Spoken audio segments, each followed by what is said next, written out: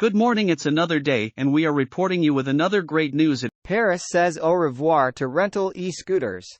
A ban on rental electric scooters has come into effect in Paris in response to a rising number of people being injured and killed in the French capital.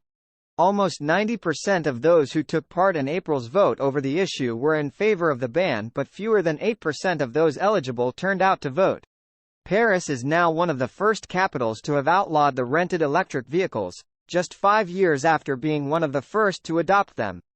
But is the ban simply an example of democracy in action, or are more cynical forces at play?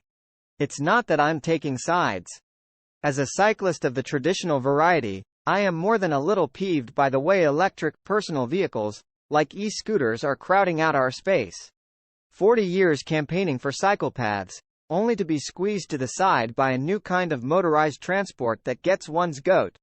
Nor do I take kindly to what, as a father of young children, I have in recent years witnessed all too regularly: scooters powering down the pavement and requiring urgent avoidance. A good friend of mine broke a rib when he was knocked over by an e-scooter in Paris. This was last year, and it still hurts when he coughs. No, I have no love for the free-floating vehicle. If I had my way, they would never have been invented, and today the population would be biking around the streets of Paris like it was Amsterdam in the 70s, using legs, not fingers on a button.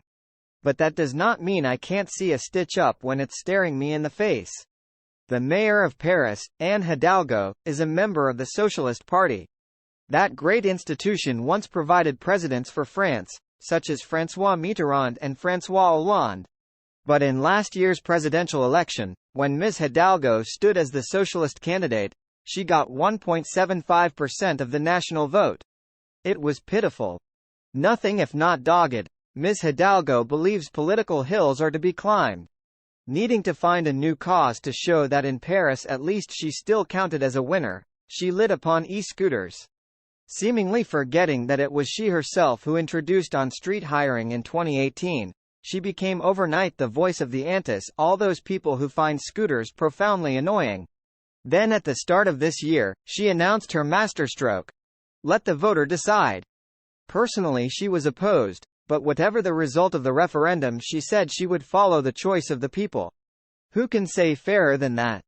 And so the vote happened, with minimum publicity, in April. Barely 1 in 14 of the Paris electorate made the effort. And perhaps unsurprisingly, they nearly all said they wanted the machines banned. What happened was obvious, and predictable. Older people who vote regularly and hate e-scooters turned out in force. Many younger people, who actually use the things, are more likely to have stayed at home. The mayor had her victory.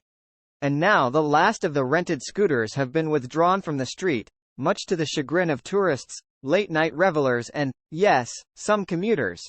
A lot of other people will be delighted, not least dealers in e-scooters, because privately owned vehicles are unaffected. I imagine it like the moment a century ago when the last horse quietly left the metropolis. His day was done. No more would the familiar clip-clop echo over the cobbles. A quiet field awaited. But of course it is not like that at all. Horses had been taking people around Paris since the Romans called it Lutetia. They'd been made redundant by the combustion engine. Free-floating e-scooters have been around all of 5 years. Nothing has replaced them. Unlike the horses, I can't help feeling that at some point they'll be back. It was David John from the AI News International. Stay linked with us, we will keep you reported of the newest updates. Goodbye.